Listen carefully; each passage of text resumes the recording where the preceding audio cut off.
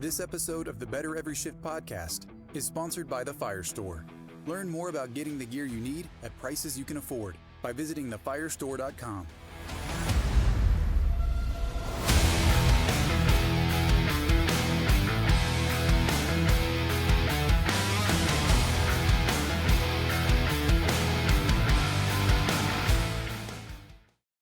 Hey, everybody. Welcome to the Better Every Shift podcast. I am your host, Aaron Zamzow. Like it or not, I'm still here after 110 plus episodes.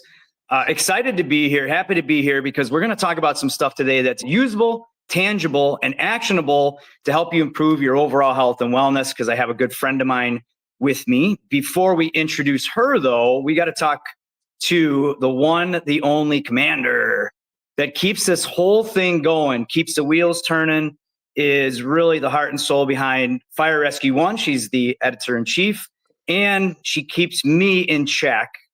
Welcome, Janelle Fosquet. Janelle, how are you?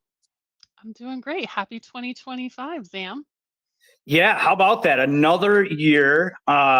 It's crazy that we have been doing this now for over 2 years, and this is now the first time we're having Kepra Jack on the program because she is really everywhere in the fire service. She is one of these people that more people in the fire service need to understand just how active she is and how much she's done to help improve the health and wellness of the fire service. So I'm really excited to finally have you on. Kepra, welcome to the program. Thanks for being here. How are you? I'm great. Thanks for having me. And Janelle, I'm sorry that you have such the full-time job of herding Aaron. So Yes. Thank you herding for your Sam is well a wishes. full-time job, Yes. and I applaud you and your perseverance. 2 years. Congratulations to you both. That's a Yeah, thanks. You. that's a big achievement, and I hope you realize how much people benefit from your hard work and how important it is. So thanks for continuing to do it, and thanks for Well, having me. yeah, appreciate that. It's well, and the reason a little bit about me is you and I, our circles have been coming in contact with each other for probably 10 years, and we've been in these meetings in these rooms, and a lot of them I don't know why I'm there. I'm starting to figure out that I have a place in it because I get to listen to just really, really smart people like yourself. And for our listeners that don't know just how many things you're involved in, I'll give a real brief bio, but you're the co-founder and director of operations for HeartFit for Duty. I'm sure people have seen your wonderful infographics that float around the internet about cardiorespiratory and cardiovascular fitness. You work with various fire departments, law enforcement agencies across Arizona, Massachusetts, I think New York, FDNY, Yes. right? Yeah. On just relevant health risks that are specific to our job, cancer, cardiac. You're also one of our favorite organizations. You're vice president of science to the stations with Dr. Jenke. So Kepra, I think it's important that you explain just to everybody why you are so passionate and what really got you kind of involved in working with us firefighters, because someone with your caliber, someone with your background and expertise could make a lot more money doing something different. Well, you shouldn't have told me that, Sam. No. Uh, my husband has been on the job. It'll be 25 years in January. In fact, he's turning in his paperwork for retirement Oh, wow. this month, which is exciting. And so he, of course, is my driving force. And we had a friend that didn't wake up for shift change. He was 44 and had had a massive cardiac event during his shift. And I panicked. My husband was on the job and he was, a little bit younger than that, but not by much. We had 4 kids. And I thought, well, why are healthy people having cardiac events when they, when they're healthy and young and they do this job? And I was very naive. I honestly believe that my husband would die in a fire or get hit on the side of the road by somebody that wasn't paying attention.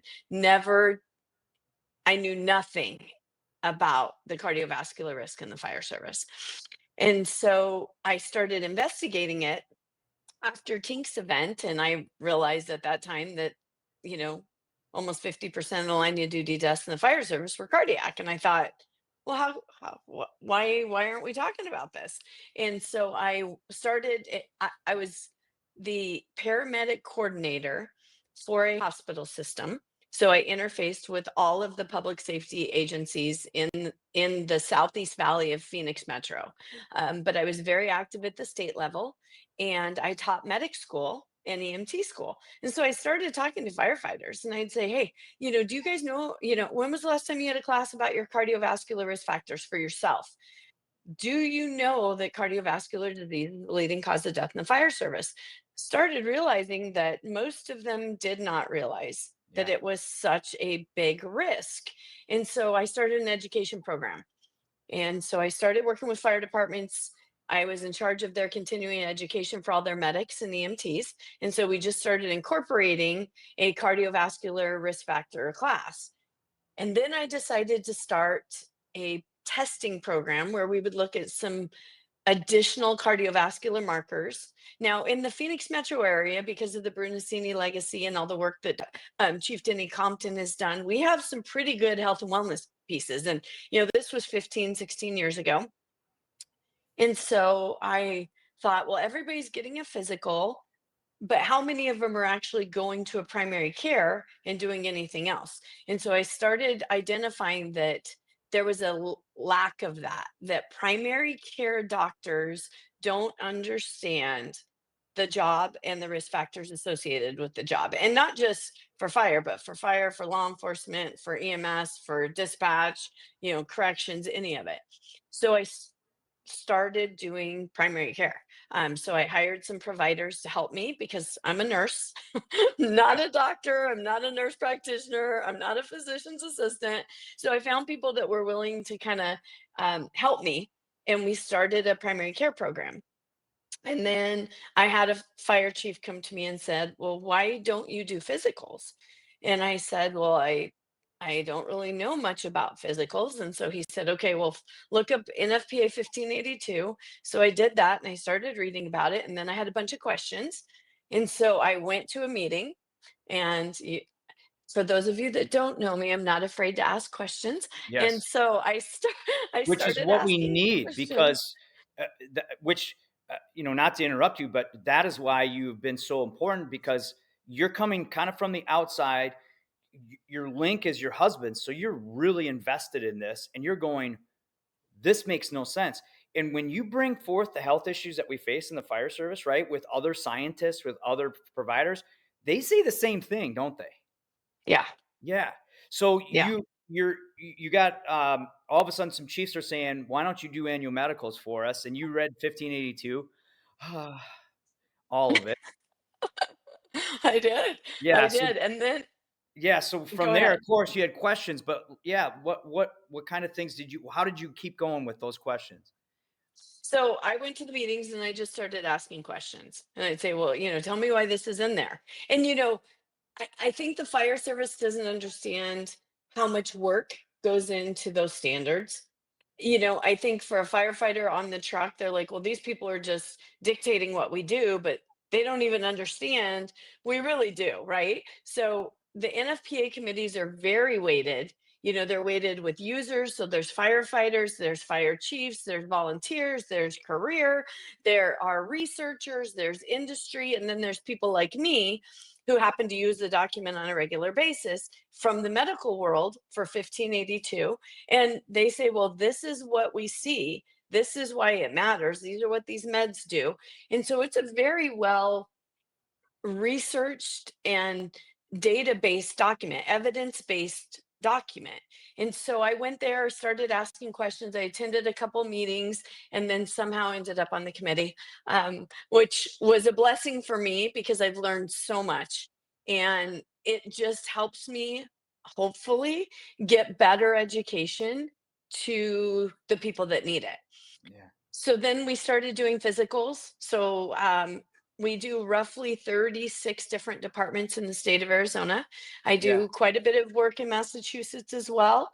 I'm very fortunate that I have some great relationships there. And that we've been able to help them with some of their health and wellness projects as well. So we do primary care. So I have 2 primary care practices, and then we do occupational medicine, including candidate physicals, annual medical evaluations, work comp injuries, and then return to work physicals and all of that. So, Okay. and then incorporate quite a bit of research. Yeah. So one thing that Y- we found is to be able to change practice, you have to have you have to have the data to support it. And Yeah. so I started working with some of the partnerships with some, research entities like Skidmore and Dr. Denise Smith and Dr. Sarah Jenke at NDRI and Dr. Jeff Burgess at U of A, and started just building some of that research component as well. What are the, like, when you started digging into the data, give me like 2 or 3 data points that just astounded you and that you want every firefighter and everyone in the fire service needs to know. I would say one of the biggest is blood pressure. So we did a research project and we looked at firefighters in 4 different states. So it was a really good sized cohort. I think it was almost 3,000 firefighters. And what we identified is that blood pressure starts early. So of the group that was from 25 to 35 years of age, over 50% were hypertensive. And then when we got Wait, up into the wait, 50 plus say that again. Between ages of 25 and and 35, 35, career al- firefighters, almost 50% were hypertensive. hypertensive meaning what range? So their blood pressure was above 130 over 80, That's a which, little astounding, right? These 25 and right? 35-year-olds are all like, "Hey, I'm fit." Yes. Ooh, Yes. okay. And you can be fit and you can have good fitness levels and you can be really strong and you can do the job. But if you have an underlying risk because of hypertension or high blood pressure, and it just increases your risk of having a long-term issue, Yeah. that manifests in many different ways for different people, right? The one that we worry about the most is left ventricular hypertrophy, and that's that thickening of that left ventricle heart wall. And what that does is it disrupts the Purkinje fibers or the conduction system in the heart. So in your heart, you have a plumbing system and an electrical system, Yep. right? And the plumbing system is your vessels, and they get blocked with all different kinds of things, predominantly cholesterol. Yeah, shock Um, it and shoot and it, right? Like shock it, right, shoot it, shock it, yeah. shoot it. Yeah. And so your electrical system lives in those walls in that heart. And so if you have thickening or distortion in the walls because of under controlled or uncontrolled hypertension, then you have a higher risk of having a rhythm disturbance. And you know, that's a problem. It's a Yeah. problem when you're turned out working hard. It's a problem when you're getting up in the middle of the night multiple times. And then, who knows what you do on the side for fun with your kids. We just don't want those risk factors being present if we can control them. So 25 to 35, and then you were saying from 35, there was other data that you had So found that was astounding 77% of people over the age of 50 were hypertensive in the fire service. in the fire service. 77%. 77%. And this was career. We did it was a career population that we studied. Okay. So those numbers are really scary. Yeah. And I hear all the time, well, I don't want to take medication.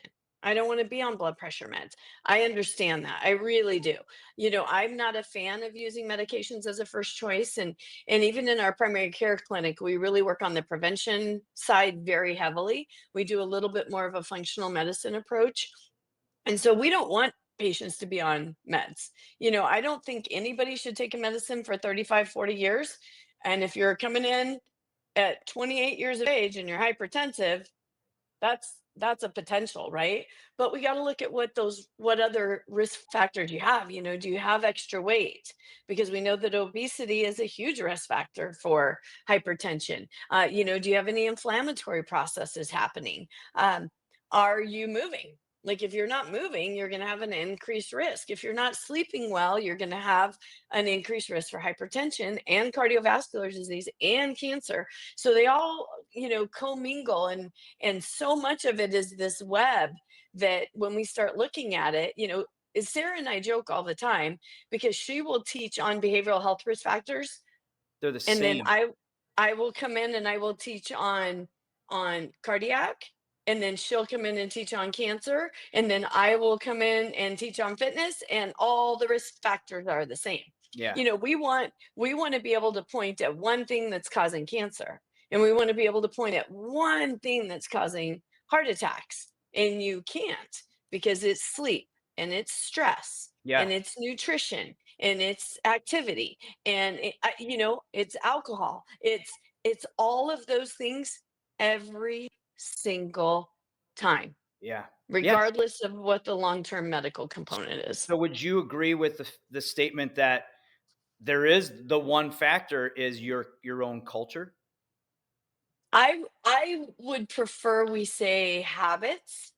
All right. Um, I'll agree. Yeah. Yeah. Yeah. Okay. culture, we talk a lot about the culture in the fire service, right? Yeah. We got to change the culture. We got to change the culture. Some aspects of the culture in the fire service are amazing. The sense of support, the sense of camaraderie, the community service aspect. Those are all amazing pieces. But the habits that we've created are what we really need to change. Yeah. And it's amazing to me still that gross decon is a maybe for departments all across the country. Yeah. I Yeah. was just teaching in another state, and we were having a conversation about rehab after a fire. Oh, rehab, everybody's got to go to rehab. Great. Okay, awesome. Tell me about your gross decon practices. And they go, oh, yeah, we can't control that. Yeah. We don't. And Yeah. I said, well, you can control everybody going to rehab, but you can't control everybody going to gross decon. And they were like, no, it's just too hard to manage. And I was like, well, listen to what you're saying. Yes. Yes. Those processes like should be Hand one in and the hand, right? same. Yeah. Yeah, that's just what we do. This is just what we do, right? But it's hard changing those habits and getting into a completely new pattern of behavior is where people struggle. And that's why January is so great, right? Because we can look and say, hey, what are we going to do different this year? Like, how are we going to make ourselves the best version of ourselves possible? And the name of your podcast is my favorite, because all I ask is for somebody to try to do a little bit better Yeah. every chance you get. Just be a little bit better. And that's what the great part of every year is, right? I mean, Janelle and I talk about it all the time that, um, we like to think every program should be like a January 1st. If we try to give somebody something that they can use that next day, usable, tangible, actionable, right? Like, and already somebody who's listening to this should think about, do I know what my blood pressure is? Do I know what my other risk factors are? And we'll dig into that a little bit more here. Let's dig into some of those habits. And I see it as two, there's, personal habits, right? Individual habits, but like you were talking about with the gross decon, there's the organizational habits, if you will, that need to be baked into the department. But let's start with some personal ones. Let's start with individual habits that you recommend to address all of these issues. So I think that one of the biggest things that you can do, that to me is probably one of the easiest, is establish with a primary care doctor and go every year. The majority of us have to have health insurance, right? And so you might have a slight out of pocket cost related to a copay or a deductible, but for your annual medical, it's usually covered. And almost all the lab tests are covered. There's a certain panel that they cover every year. There's no out of pocket cost at all for a patient. And it's really important that you establish with the doctor. Make sure you explain what you do for a living, because the job that you have changes your risk factors. Most people would look at someone like Sam. Like, let's just take Sam for an example. He's fit, he's not old, and he's not fat. So he's not going to be in anybody's mind as being a cardiovascular risk factor, right? He's just not going to be a cardiovascular risk. But when you start talking to him and you're like, well, how long have you done the job? And he says, oh, I've done the job for this long. And, I don't sleep well. And, we have some toxicants that we're exposed to, and it changes that picture. And sometimes you have to paint that picture for the provider. Most primary care doctors don't know about firefighters' risk factors. We created a provider's guide, and that is available. You can find it on Science Station. You can find it at FRCE. Yes. You can, I think even if you Google it, you can find it. Yep. And you We'll can We'll link, take we'll that. include leave a it. link. Yeah, Yeah, we'll we'll leave a Okay, link. include it thank in the you. show Yeah. notes. Thank Yeah. you. And you can take that into your provider and say, this is what I do for a living. These are some of the carcinogens we worry about. Please help me, test me for what you think I need, and let's get this conversation started. But establishing that is super important. For those of you that are career that get an annual physical, we really recommend you go 6 months later. So if you get your annual physical in January, you go June or July to your primary care, get a second set of labs drawn, Yeah. have a second set of eyes on you, and there you get 2 physicals every year. If you don't have the opportunity to have an annual medical, which is the majority of the fire service, you need to establish with the primary care, make sure they know what you do for a living, and then go. Yes. Yeah. And don't. And on-call paid too, or volunteer, doesn't matter. Like Yeah, every firefighter doesn't really, matter. yeah. Yes. And we're misfits. And the reason we're misfits is because there's not a lot of us that, 37. I don't know how many people, what's the data behind how many of us are actually getting our annual medicals in the fire service? I think it's less than 40%. Yeah, that's what I had heard, 37%, even when it's offered free. Now, if you're a department, if you're a chief, if you're an administrator, you're listening to this and you're not offering it for free, Dr. Lori would be extremely disappointed in you, as with the union. I was right. We were at the Yeah, WFI, right? WFI. And the union says we are totally in support of getting our firefighters an annual medical. And the resource you guys created, if you are on-call paid or volunteer, take that same resource into your doctor and start building that relationship. Right. And Yeah. you guys, you put a ton of work into that. And I've used that. I do exactly what you said. And we had this conversation 3 or 4 years ago where I said, well, if I get my annual medical, should I go still see my primary? And you said, Zam, absolutely. Take the data and then do it again and see if there's any changes. Right. And I've been in that habit. And now that's just part of, every February at my birthday, I go get my annual medical. And every June and July, right, I go see my primary. And, like in you work with these primaries, what are the biggest things you see? Like when you start talking to the doctors, what light goes on for them? Is there just an extreme, like, holy cow, I never realized kind of deal? Right. Yes. So, Sarah and I were very fortunate. We've created this physician training program, and so we've been working with health systems, training their doctors on how to take care of firefighters and what they should be looking for, because they really just don't know. And we are talking to everybody, OBGYNs, everybody, Yeah. because they just don't understand the job. They don't understand the sleep pattern disturbance and the shift work disorder. They don't understand the amount of weight the gear has. We did a physician's training a couple months ago, and we had the fire department bring in the gear, and we had some doctors put on the gear, and then we had them crawl around on the floor. Very different perception and perspective when they do that. And they're like, we had no idea. I said, just go pick it up. If you don't want to put it on, I get that, but go pick it up.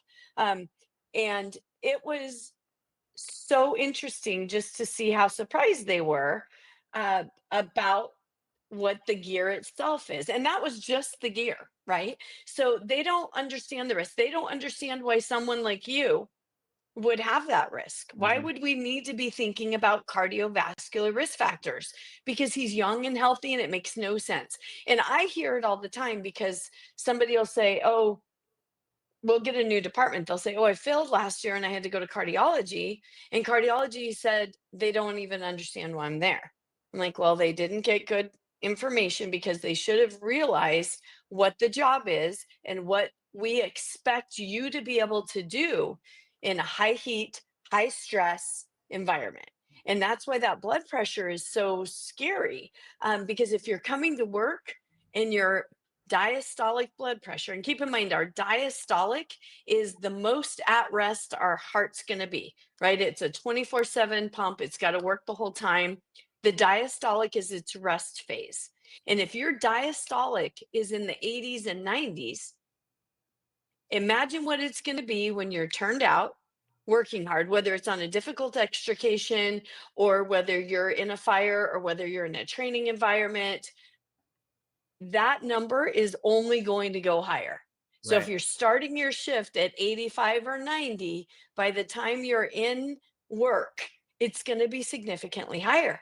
And so we have to control what we can control, which is you when you're not under stress. How do we make sure that number isn't hitting the top of the range already and then sending you into a hyperheated, stressful, heavy, hot environment and hope everything goes well? Yeah. So you mentioned annual medicals.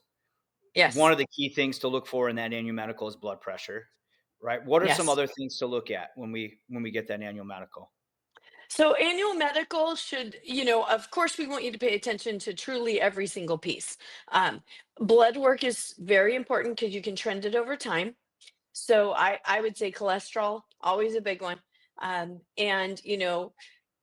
the other big one for me is your A1C, which is your early risk for diabetes. Diabetes is a huge risk factor because it changes your clotting. It makes your blood very thick and heavy and hard to move. So it makes the heart work harder. It's like instead of drinking water out of a straw, you're trying to drink a milkshake. And that Mhm. work is much different, right? So the heart having to pump milkshake from the tip of your fingers to the top of your head to the bottom of your toes is a lot of work. It would much rather push around water. Yeah. And so the higher your sugars are, the higher your risk factors are. And then again, it changes that blood is very thick and heavy and viscous. And so it increases your clotting potential. Um, Hydration is huge. And that's not only found at your physical. We'll see your kidneys. If your kidneys are starting to get a little affected and dry, that's a concern because that changes your hydration status. Um, and then depending on if you want your physical to follow an FPA. Every department finds their own vendor, Yep. every single of those pieces. But I think we really need to talk about behavioral health during every physical. We need to talk about sleep during every physical. And then we need to be aware of what our baseline is. Hey, do you have any moles that are changing? Do you feel that you're waking up and you're feeling different every single morning? All of those normal health parameters we need to march out over time. Is a PSA score going to show up in a normal blood panel? Speaking of So cancer risks. Mhm. yes, usually age based. So we start PSAs at a certain age. For the general population, it's 40 to 45, depending on, you know, really, I think they dropped it to 40 actually. And in the fire service, 40 to 35. So some of our departments start early and start at 35, but Yeah. serial testing on a PSA is very important. So you're looking for that change over time. And so that's why Zam, what you do, where you go into the doctor 6 months after your physical, if it's starting to change and your risk for prostate cancer goes up, we would love to know it before a year's up. We Yeah. would love to see it at the 6-month mark if we could. Yeah. So, yes, Well, and good question. speaking of that too, I mean, so personal story is I after talking with Billy, because that's Billy Goldfeder, right? His Mhm. story, if people don't know that, um, he continually tracked his numbers through his annual medical, and they found just a little increase, and that led to them discovering his cancer very, very early. But me personally, I went in and I was 46, and they weren't going to do a PSA. And Mm. I told my doctor, because I had that letter, I said, no, all my brothers and sisters get early prostate cancer. So they have a high history. And the doc kind of looked at me and went, sisters? I said, yeah, I'm a firefighter. And and that caused the conversation. Now that was on my occupational, right? So that guide really helped with that. But I had to really be active in pursuing that. And I think like that's another part of this too. You had mentioned how you and Sarah really working to, and Science to Station really working to educate physicians. So I know there's people out there that go, well, my doctor doesn't know what the heck he's doing. Like we do have to educate them, and it's on all of us to do that because they're just not going to know, right? You have to advocate for yourself because again, there are too many doctors of all different subspecialties to be able to educate them all. There's just not a way we're going to do it. There's over 1 million firefighters in the United States. Like, we're not going to be able to talk to all the doctors that they see.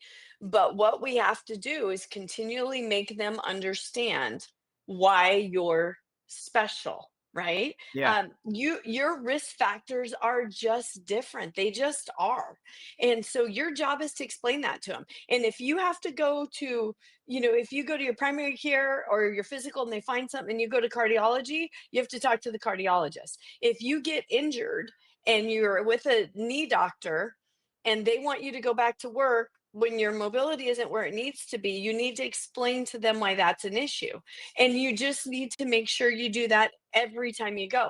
If you go to a urologist because your PSA is high, you need to explain to them that prostate cancer is a problem in the fire service. And so they need to be monitoring you maybe closer than they would someone else.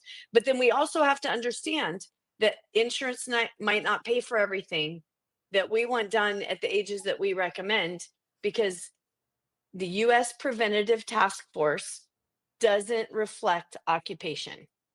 And so when you're advocating for that, you have to also remember that there might be a little bit of cost incurred, and that's okay. You're worth the money, It is. right? Yep. People are like, "Oh, I can't do that because it costs so much." And I say, "Well, you spend $500 on a weekend out, but you're saying you won't go and get some additional testing done because it's going to cost you $200." You have to put your money where it's important, and that's in you. Yeah. You are worth the dollars, and your family wants you to spend it there, right? My kids want my husband to put the money in the right place, Yes. which is on his long-term health and wellness. The Fire Store, equipping protectors with passion. Every decision we make as a company is about you, our customer. We wouldn't be where we are today without you, and we don't take that lightly. We understand that having the right gear can mean the difference between life and death. Our goal is to get you the gear you need, when you need it, at prices you can afford. Visit us at thefirestore.com for everything but the truck, and shop our family of brands, including Streamlight, MSA, Lion, Fleer, and more. Now let's get back to the show. I just want to note too, we mentioned sometimes doctors don't know, so you have to advocate for yourself. But the flip of that is sometimes doctors know best, but you have to actually listen to them. So Yes. I bring this up because the timing of this conversation is amazing, because I just finished working on an article that's a personal story from a fire chief. I will put the link in the show notes, whose NFPA physical saved his life twice, once with cancer, once with cardiac issues. But the issue was, he got the results that came back and said there was an abnormality with his PSA score, or something was off, and they recommended that he go follow up with his doctor. But he put it off for 9 months. Didn't want to do it. He was nervous. He had other things going on. He thought it was a fluke, And then finally, it was his wife who was pushing him over all those months, saying, "You have to do this. You have to do this." He went, did it. Sure enough, he had high-grade prostate cancer. Mm. But then went through it again on the cardiac, got, abnormal levels, found a reason to dismiss. 9 months later, finally finds his way, and he was in active heart failure. Yeah. Oh, So we've got to listen when the doctors tell us something's wrong. First step, go get the test. Second step, listen to what they tell you. Right? Yeah. And I think that brings up a great question to Kepra is, all right, so now we got our annual medical. mhm. We're going to get these numbers. We kind of talked a little bit about which ones are important, but then there's the other side of this, right? What do we do for the entire year to help keep us in the green, as I like to say, because everybody gets those different, hey, you're within the normal range. And you had mentioned, just to point out too, that even if you're in the normal range, what you're looking at is trends, right? So two-part question. Number one, why is it so important for a 25-year-old to get that annual medical? And then to the rest of us, what do we do to keep us in that green? Great questions. And Janelle, thanks for sharing that story because it is so impactful, Yeah. right? Like, what do you do with the information? And I think that goes right back to what you're saying, Zam. 25-year-olds, I teach at the academy a ton. And I'm like, what you eat today directly impacts your retirement. And they look at me like I am a crazy lady. And they're like, well, what I eat today does not matter in 30 years. I'm like, oh, but it does. Because your body over time is based on the habits that you make. So your likelihood of having a healthy 80s and 90s is directly affected by the amount of weight bearing exercise you do in your 20s, 30s, 40s, and 50s. Like there's direct correlation. Your cardiovascular health directly correlates with dietary intake when you're younger, right? Mhm. Like, what are your arteries going to look like? What do the inside of your arteries look like? So 25-year-olds need to start getting data early on so that they can look at it over time and say, am I going the wrong direction? And you're going to have bad months, you're going to have bad years. We had a kid come in for his physical recently and he just had a new baby, twins. He's been up all night. He hasn't worked out in the 3 months since they had him. He's been eating horribly. And he says, this is going to be the worst physical I ever had. But I just got to get through this next month or so. And then we're going to get everything, and that, like, it's a really hard time for them, right? Medic school. Like, it's a big Yep. joke that, everybody gains 20 pounds in medic school, right? So all of those types of things are going to happen. It's how you bounce back from them, Yep. right? How do Yep. you bounce back from that back injury that you weren't able to work out? But you need to have some sort of baseline data to be able to reflect back and see what your trends were. Where your 20s great, your 30s got a little bit worse, your 40s got a little bit worse, and now you're 54 and you've got this much disparity from where you started. Like, how do we keep it as even as we can and track them? We have every one of Luke's physicals in a binder. I, probably because he's married to me. I don't know if he would have Yeah. done it on his own. But like all of his physicals we have together. So I can go back and look at his one and look at the next one and say, are we doing good? Did we get off track? Do we need to come back from it? Like, or what were we doing really good that year? Because look how well you were. Like, Right. look at how well and then how did you feel? Like right now he's 54, but he's probably as fit as maybe he's been, in his life. Yeah. Like, So what he's did he doing do? really well. What is the key? That's It really the you know next part of this. Yeah. What is the key to really score well on those annual medicals? so it really comes down to diet. Diet is such a huge component of risk, and we just don't give it enough weight. um Haha, but I love the Oh, pun. That was great. that was kind of punny, and I didn't Yeah. mean it. But we don't put enough emphasis on it. Even in FPA, there's no body fat percentage or obesity number that is a fail point in the physical. I'm not saying that there should be, but we have an obesity problem in the fire service and we have got to do something about it. Mhm. And it's the one thing that people don't want to talk about. Well, we can't control what they eat when they're off shift. Agreed. But if we're not talking about it, they're not even thinking about what they eat when they're off shift. Yeah. And I hear all the time, well, what we're eating on at the firehouse is better. Okay. But what about the other 20 days of the month? Yeah. Are you eating are you finishing everybody's plate plus your own, right? Are you snacking all day long? Are you eating roller dogs at the Valero and the Cumberland Farms and the QTs? What are you eating? And then if you're eating like you did when you played football in college, are you moving like you did when you played football in college? Yeah. And we also see that discrepancy there. We want to eat like we did when we were 20, but we're not doing the activity that we were doing when we were 20. Yeah. So one thing that we spend a lot of time on in our house is how are we eating? What does the food look like? When are we eating the food? And then how much are we moving and what does our movement look like? And those are priorities for us. And we talk about it. It's a big basis of our relationship. And it is what we do so that we don't have long-term health issues when we're old. Yeah. And it goes all the way down to Alzheimer's risk. You know, they're calling Alzheimer's type 3 diabetes because it is really based on sugars and inflammation. And inflammation is directly tied to foods. Yeah. And it's not the inflammation of a bruise, right? I mean, it's No. similar to it, but explain just for the listeners, because I'm sure a lot of people have heard this term and they're going to hear a lot more of it, right? In the fire Yeah. service. So, if you tear a bicep, it's going to swell. You're going to have some inflammation. Vessels are muscle. And so if you have inflammation in your body, your vessels will change. The thickness of them will change. And so you will start to see inflammation affecting every vessel in the body, all the way down to the capillaries.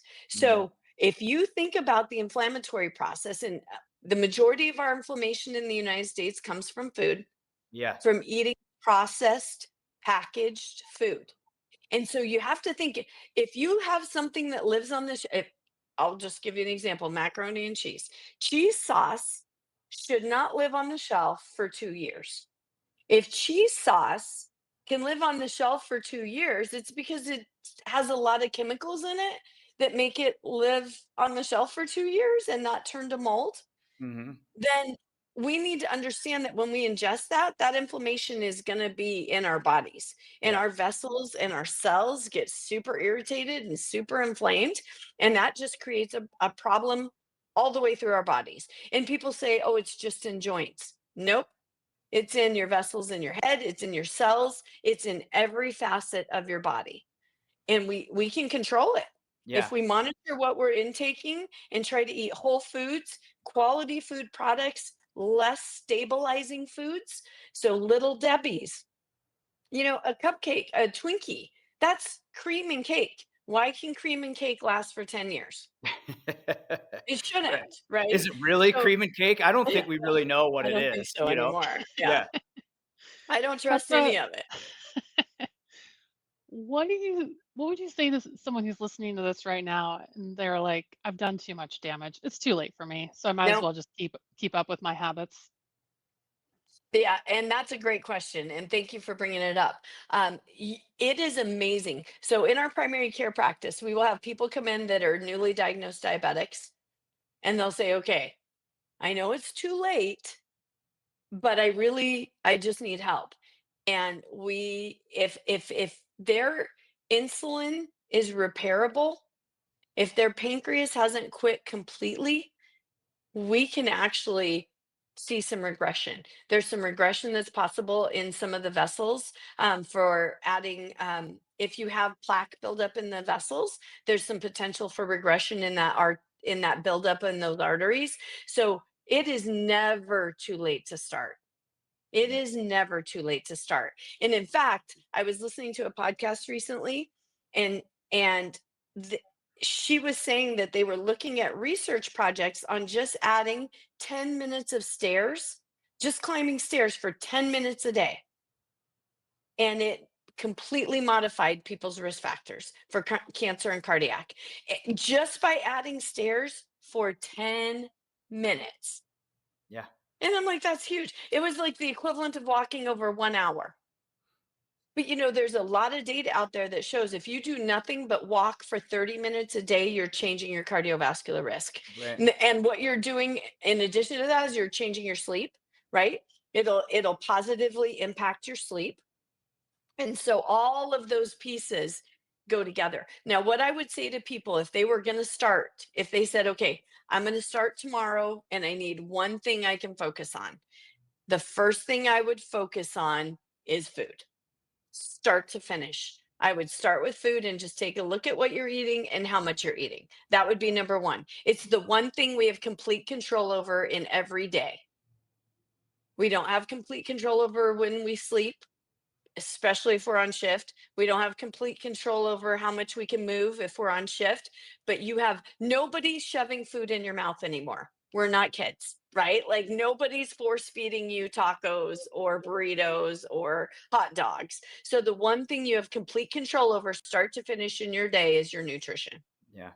Well, and that's why when you and I kind of went on this tour with FRCE, we were with also Megan Lautz, who is we just had from Rescue RD. You know, she said make better bad choices, right? Try to improve. But I think what you're saying too is you got to figure out what choices you're making currently. Look at what you're eating. Try to get closer to real. And you know, and I was really lucky because I got to go in after all of you smart people that talked about sleep and cardiorespiratory fitness and nutrition. And I just said, okay, we have a tendency as firefighters to go all in, and we want to go, hey, I'm going to go work Yeah. out like I did when I played football, and I'm going to eat, 100% clean, and I'm going to start drinking a gallon of water, right? We've all seen that that attempt at a transformation.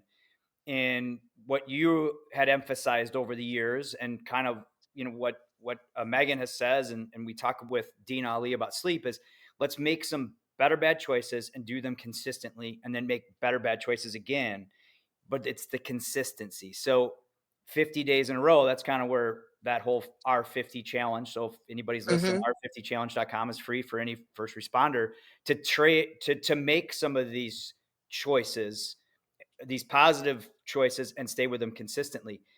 You had mentioned nutrition. You'd mentioned hydration. I wanted to circle back on that because I know it's really important. You've emphasized it. What should we be aiming for hydration? Well, and actually, the amount that you need to drink varies based on your activity. And so, they say, well, how much should I drink in a day? Well, if you're working in the office that day, a different number of ounces is appropriate, right? So if you're at a training day and you're at the academy and you're training all day, you need to What's double the amount of water that you drink, Mhm. right? And they're like, well, can I drink too much water? Yes, right? Like you can wash out all your electrolytes.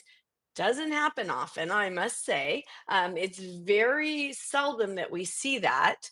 And then you just put in some liquid IV or a hydration replenishment type product. I don't care what brand you use, just be mindful. Um, but you need to drink a substantial amount of water based on the activity. If I'm hiking in Arizona and it's fall but it's still warm, I need to drink more than the day like today when I'm sitting in the office not doing much, Yeah. right? Yeah. So be very conscientious of what you're drinking and how much you're drinking. You should wake up and have a full glass of water before you do anything else in the day. Yeah. Don't drink coffee first, don't drink your tea first. Get up and drink an entire glass of water. I would love for it to be a 12 or a 16-ounce glass, but I will take 8. um, but you need to be very mindful of your hydration and make sure that you are tracking it. You made some really good points about firefighters or go big or go home, right? We're going to go all in. And we talk all the time about can you do that for 30 years?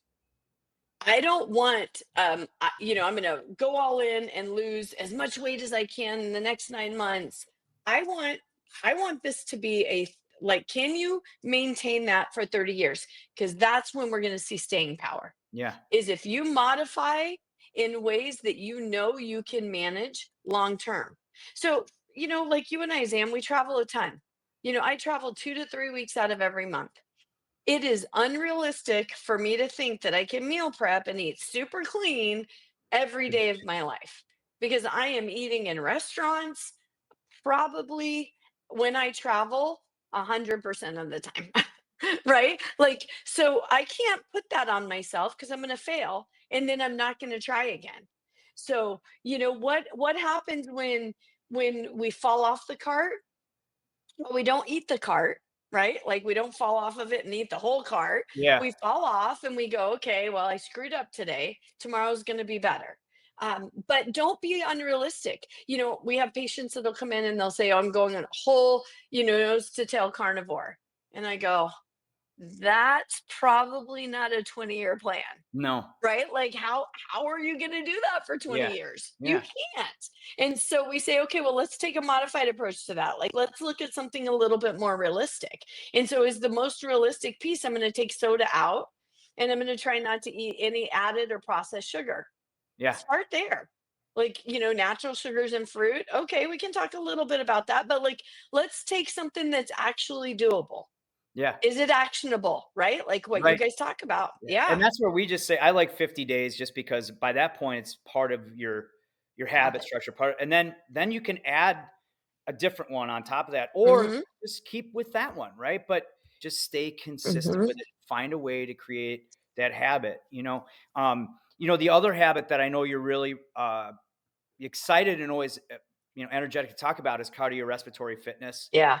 and zone 2. So we're going to hear a lot about zone 2 cardio this next year. I know it because Huberman talks Yeah. about it. And so can you give us the firefighter first responder version of cardiorespiratory?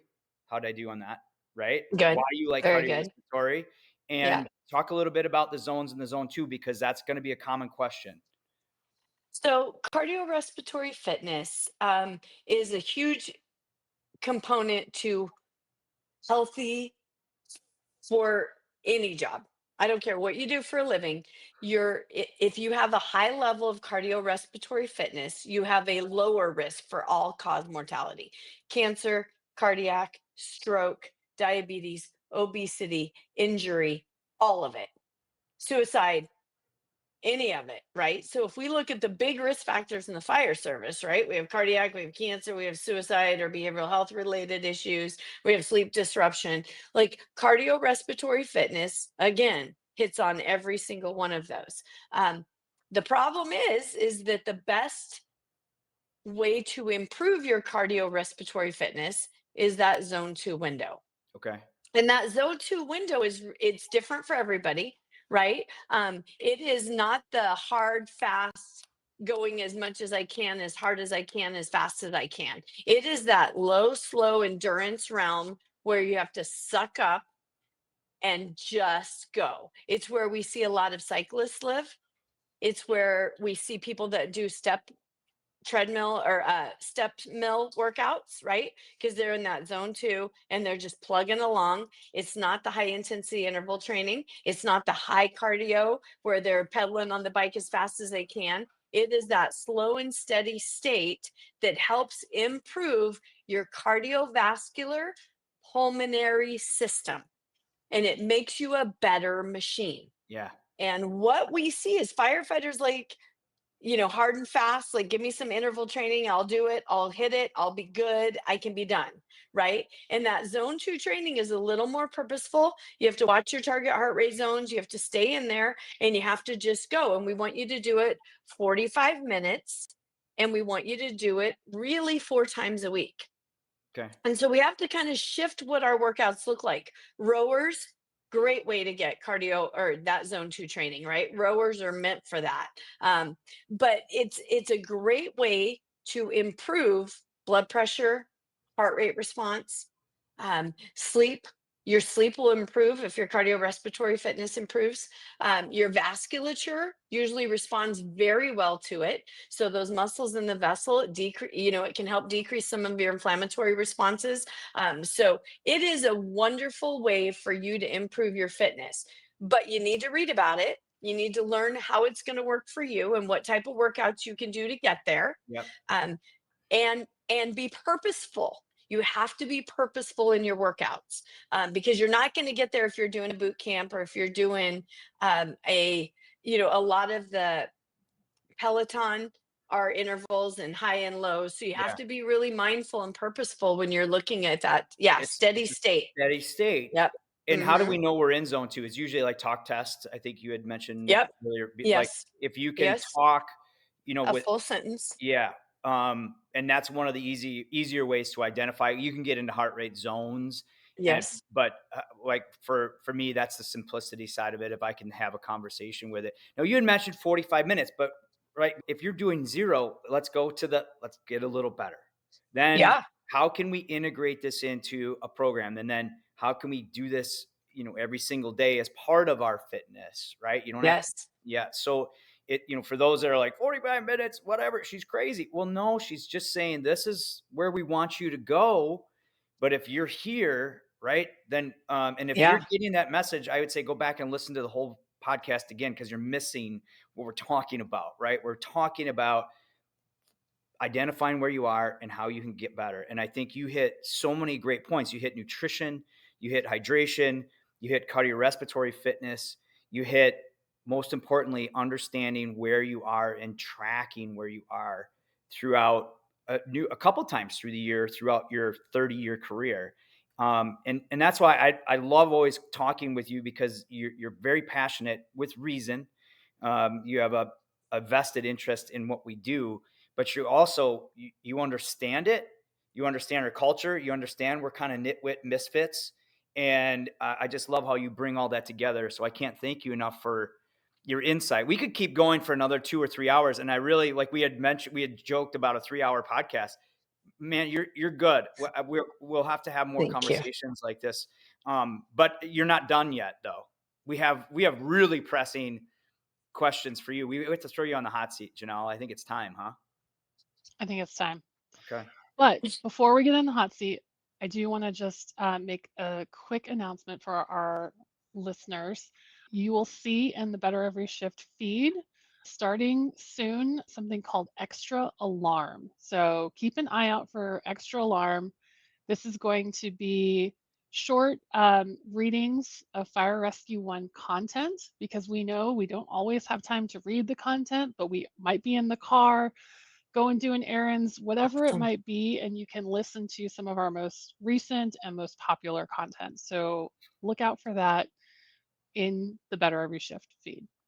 All right, so now we can move to hot seat. Let's get in the hot seat.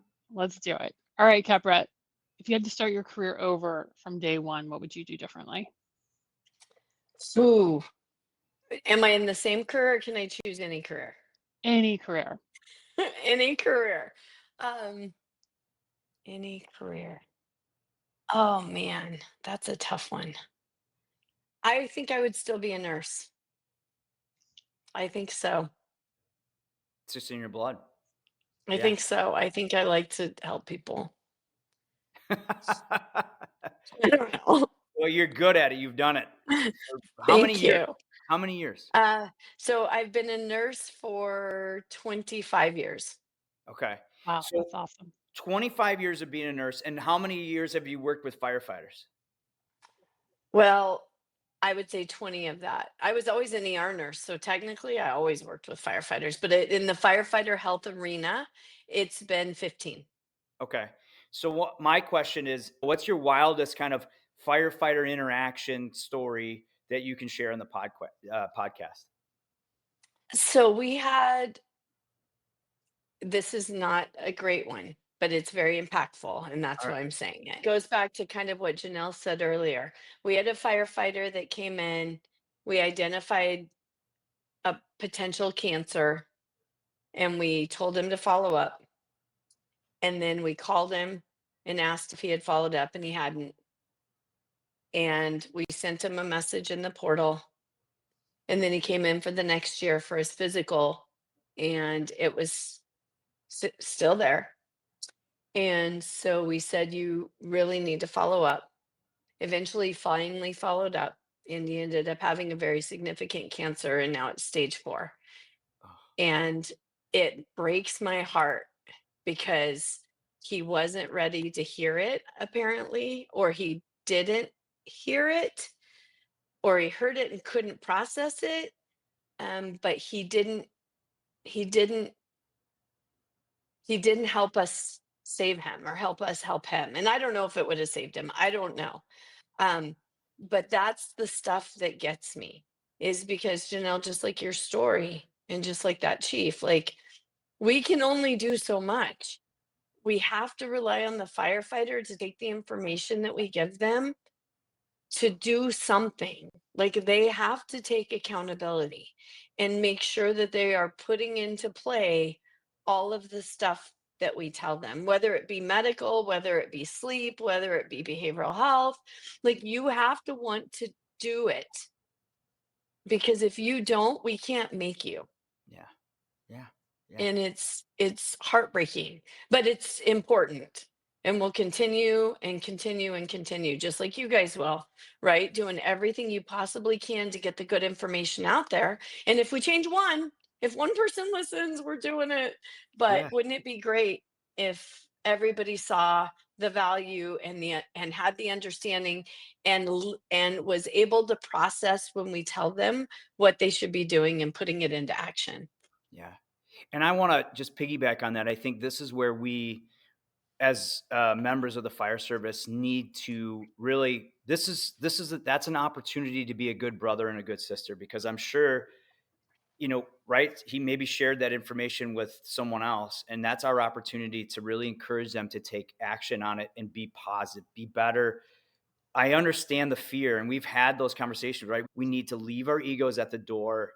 And really, when you do that, it's easy to get better, right? It's easy to take steps to get better. And so I want to say to the brothers and sisters, to the misfits out there, if you know somebody who's not taking action, after people like Kepra stick their neck out and dedicate their lives to helping us, right? We need to let them help us, and we need to take the information and we need to really take action on it, right? Because it's always about being better.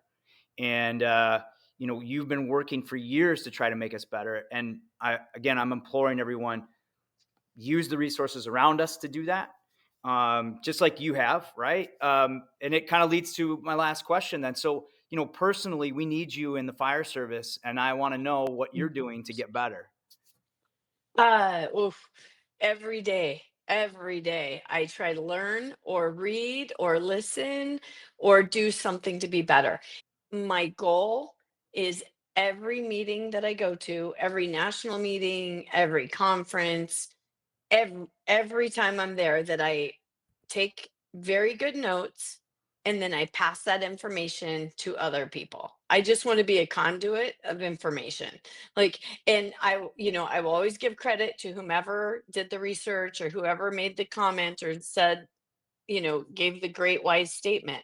But I I am just a tool. I'm just one more piece of the puzzle trying to make that picture happen. And so I will do anything I can to get better. Yeah. And, if people want to send me stuff, I'll do it. If you want help writing a grant, we will try to figure that out. Whatever we can do to make the fire service a healthier, better environment for people to come and stay and retire happy and healthy. Yeah. Your job, life does not end when you retire. All the time people come in and say, I just have 2 more years. I'm like, no, as a wife, I want the next 20 on top of those 2 years. So really, let's talk big picture. Let's not talk career picture. Yeah. And I think it's great that you exemplify that, right? If I learn something that I can transfer onto somebody else, right? That's how you're making yourself Mhm. better, is through your environment and transferring that on. And that's why you're such a gem to have working with us in the Oh, fire thanks. service. Listeners, go to the YouTube channel, go to our Better Every Shift banner that's on Fire Rescue One. Please rate, review, share the show. We want to hear from you also. If you have questions for Kepra that we can relay on, or for me, or for the commander, you can email us at bettereveryshift@firerescue1.com. Again, please share. The more people that hear this, you might be saving someone else's life. If you have someone in particular that's on a crew, or someone that that's in your department that really needs to hear the message about getting the annual medical, taking the advice that they find, please forward this on to them, because as Kepra had said, you really need to take responsibility for not only your own health, but then the actions that will help you improve to be not only a better firefighter, a better officer, but also a better spouse, significant other, and partner. Because it's all about learning something, doing something, and then sharing something to make you and those around you better every shift. Thanks for listening, everybody.